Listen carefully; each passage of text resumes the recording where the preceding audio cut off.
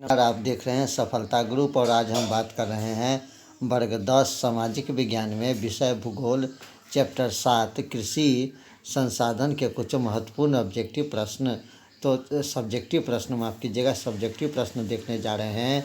तो चलिए बगैर देर किए हुए सफलता ग्रुप के सौजन्य से देखते हैं सामाजिक विज्ञान वर्ग 10 भूगोल विषय से चैप्टर नंबर 7 कृषि संसाधन के कुछ महत्वपूर्ण सब्जेक्टिव प्रश्न। तो हमारा पहला नंबर प्रश्न देख लीजिए, काफ़ी महत्वपूर्ण प्रश्न है। पहला नंबर प्रश्न कहता है भारतीय कृषि की पांच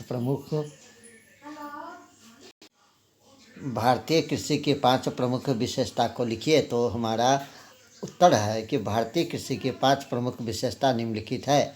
भारतीय कृषि आर्थिक जीवन का प्राण है। भारत में लगभग 2/3 लोगों का जीविका कृषि पर आधारित है।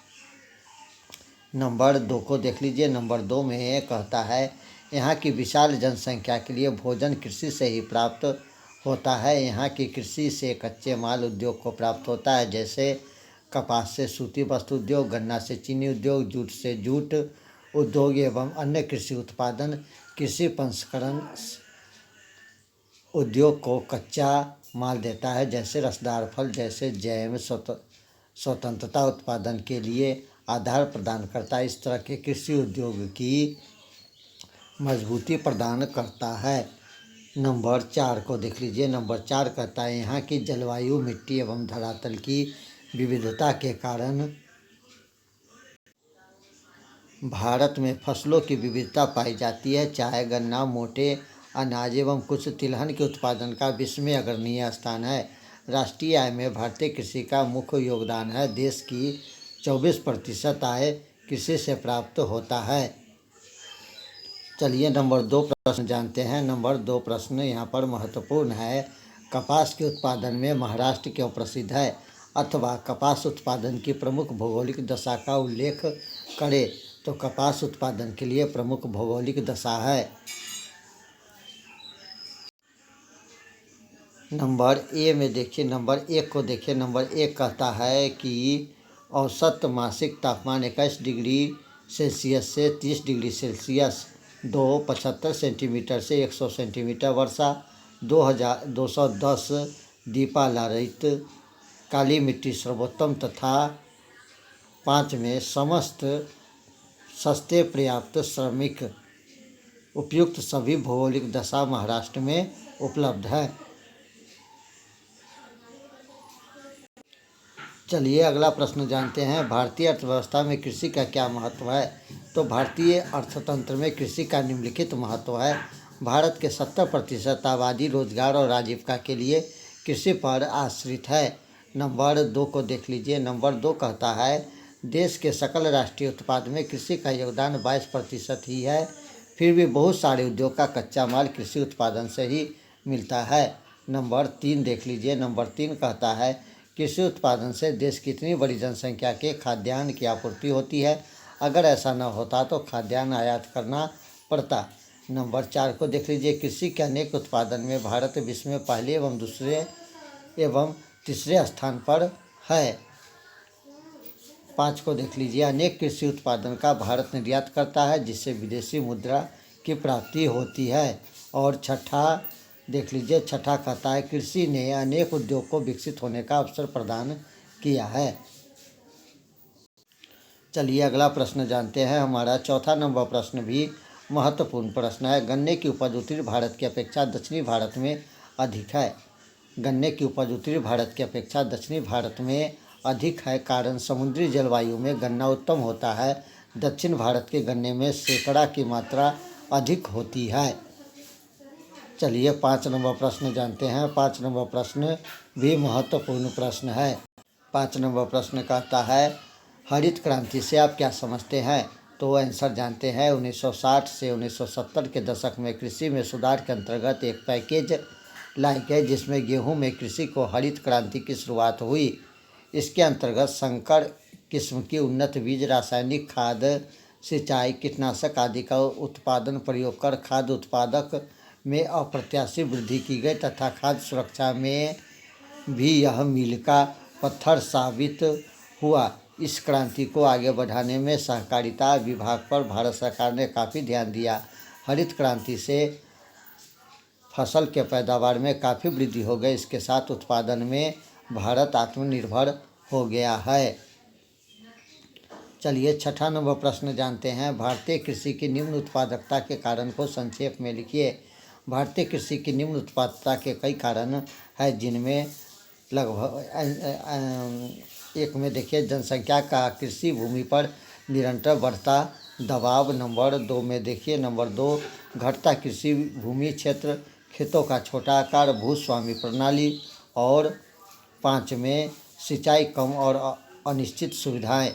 6 में मानसूनी वर्षा की अनिश्चितता, कृषि योग्य भूमि का निम्नीकरण, कम पूंजी निवेश। आधुनिक कृषि तकनीक, कीटनाशक, रासायन खाद, आधुनिक यंत्र की सीमित उपयोग, कृषि में वाणिज्यकरण का अभाव। चलिए 11 नंबर प्रश्न जानते हैं। शुष्क कृषि एवं आर्द्र कृषि में अंतर स्पष्ट करें। शुष्क कृषि उन भाग में होती है जहां वर्षा 50 सेंटीमीटर से कम होता है तथा आर्द्र कृषि विशेषकर उन भागों में होती है जहां वर्षा का औसत 100 से 200 सेंटीमीटर के मध्य होता है। अगला प्रश्न जानते हैं। अगला प्रश्न भी महत्वपूर्ण है। भारत का कौन सा राज्य रबड़ उत्पादन में अग्रणीय है? 2 कारण दीजिए। भारत में केरल राज्य रबड़ के उत्पादन में अग्रणीय है। इसके प्रमुख कारण में केरल में 200 सेंटीमीटर से अधिक वर्षा और 32 डिग्री से अधिक तापमान का होना तथा यहाँ के लाल लेटराइट चिकनी तथा दोमट मिट्टी पौधे के बढ़ोतरी के लिए उत्तम है।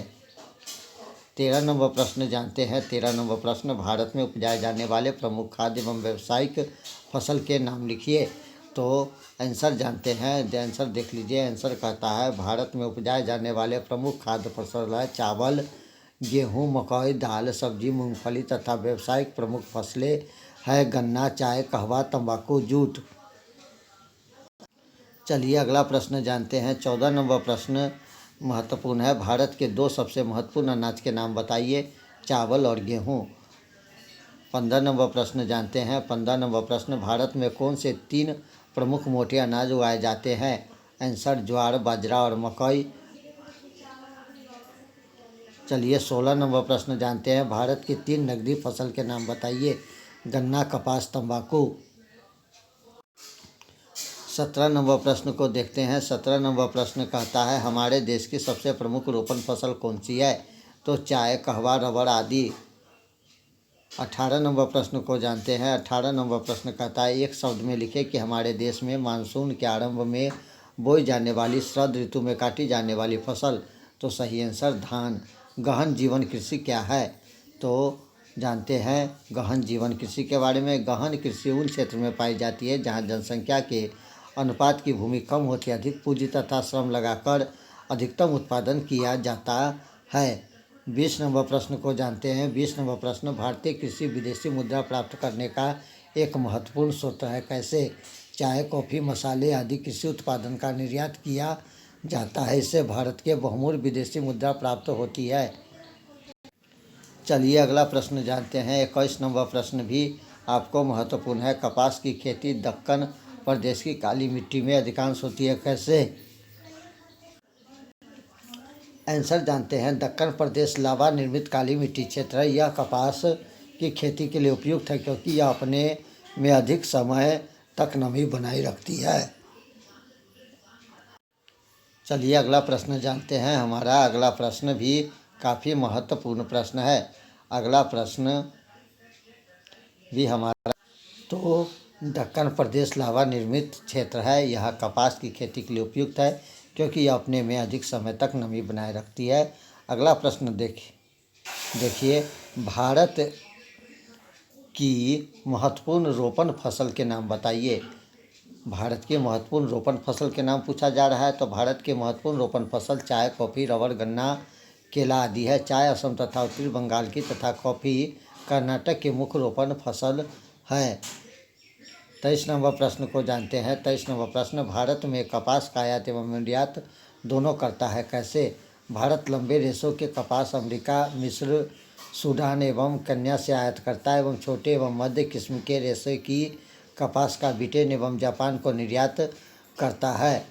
24 नंबर प्रश्न को जानते हैं। 24 नंबर प्रश्न, रबी फसल क्या है? 4 उदाहरण दे।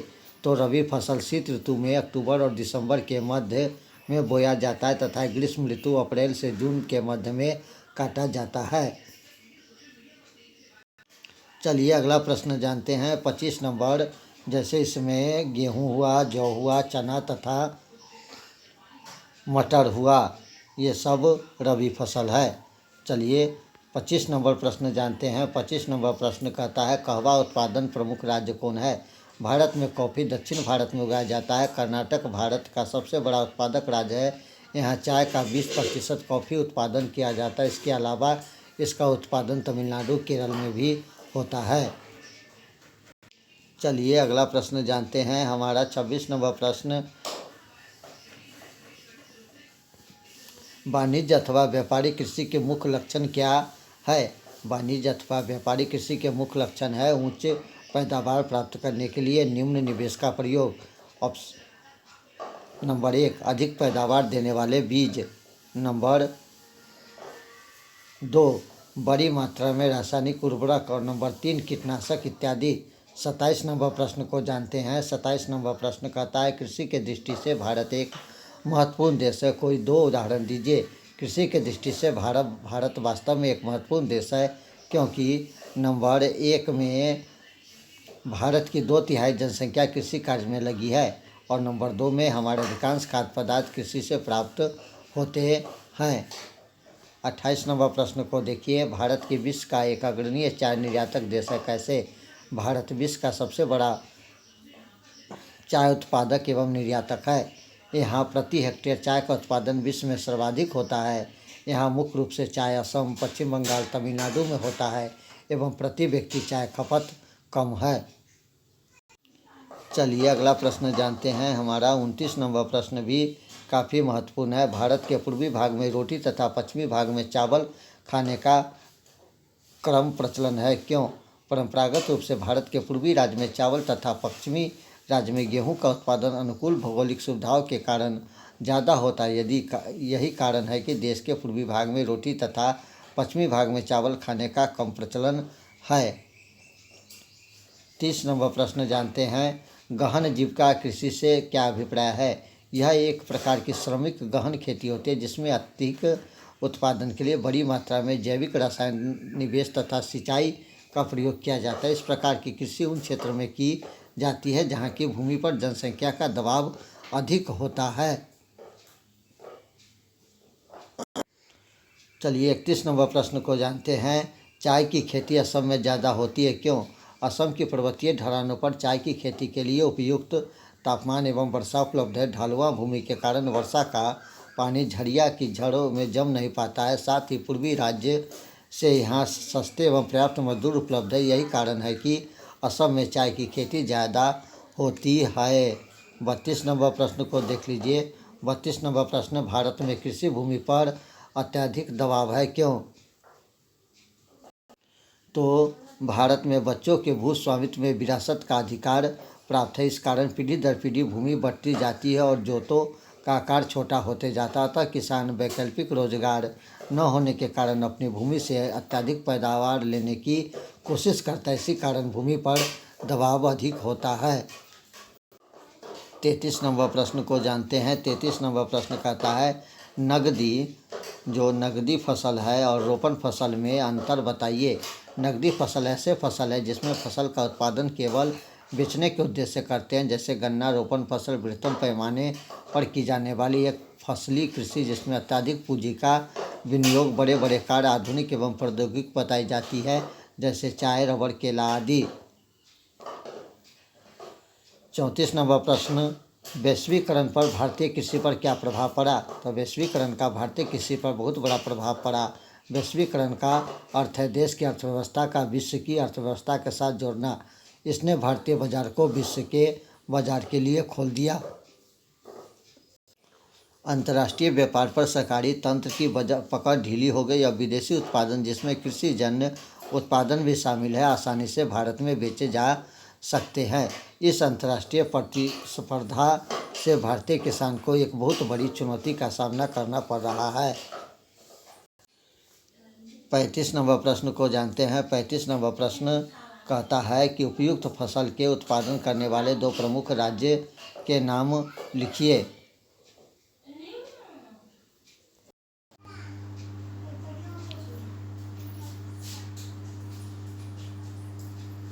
उपयुक्त फसल के उत्पादन करने वाले 2 प्रमुख राज्य के नाम लिखिए।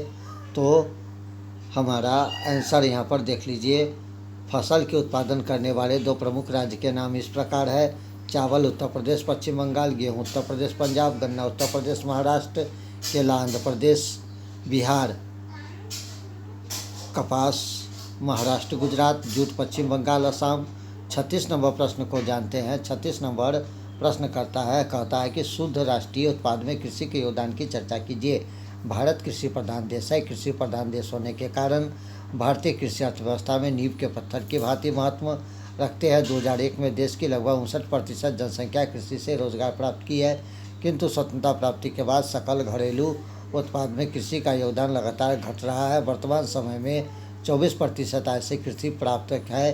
कृषि के आंतरिक एवं अंतर्राष्ट्रीय व्यापार में महत्वपूर्ण भूमिका है, जो आज़ादी के समय काफ़ी कम है।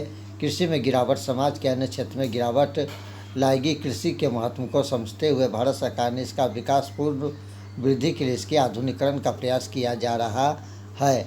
चलिए 37 नंबर प्रश्न को जानते हैं। शुष्क भूमि की 4 प्रमुख विशेषता का वर्णन करें। शुष्क भूमि की 4 प्रमुख विशेषता इस प्रकार अग्रलिखित है। वर्षा के जल को संरक्षित करने की विधियों का प्रयोग किया जाता है ताकि शुष्क समय में इसका उपयोग किया जा सके। नंबर 2 में आवश्यकता से अधिक जल की भूमिगत जल को पुनः भरण के लिए संरक्षित रखा जाता है। नंबर 3 में कहता है शुष्कता के कारण हुमस की मात्रा यहाँ की मिट्टी में बहुत कम होता है और शुष्कता के कारण मिट्टी की ऊपरी परत का वायु द्वारा कटाव होता है। चलिए अगला प्रश्न जानते हैं। हमारा 38 नंबर प्रश्न कहता है गहन कृषि की विशेषता को लिखे। गहन या सघन कृषि की मुख्य विशेषता। नंबर 1 कृषि की उन्नत तकनीक के प्रयोग के कारण प्रति हेक्टेयर उत्पादन अधिक होता है। नंबर 2 नमी की अधिकता के कारण निचली जमीन में सघन कृषि की जाती है। नंबर 3 इस कृषि के तहत धान एवं गेहूं सहित अन्य खाद्यों की खेती की जाती है। और नंबर 4 को देखिए तमिलनाडु तथा पूर्वी भारत में धान की 2 फसल प्राप्त की जाती है। इस कृषि की पद्धति में उर्वरकों का कम उपयोग किया जाता है। अधिक खर्च करके कम जमीन से अधिक उत्पादन प्राप्त करना इस खेती की मुख्य विशेषता है। तो ये था आपको कुछ महत्वपूर्ण सब्जेक्टिव प्रश्न जो हमने आपको लिया था भूगोल विषय वर्ग 10 के चैप्टर जो था वो उसका नाम था कृषि संसाधन चैप्टर नंबर 7 से। तो दोस्तों मिलते हैं फिर अगले वीडियो में, तब तक ले दीजिए इजाज़त। नमस्कार, जय हिंद।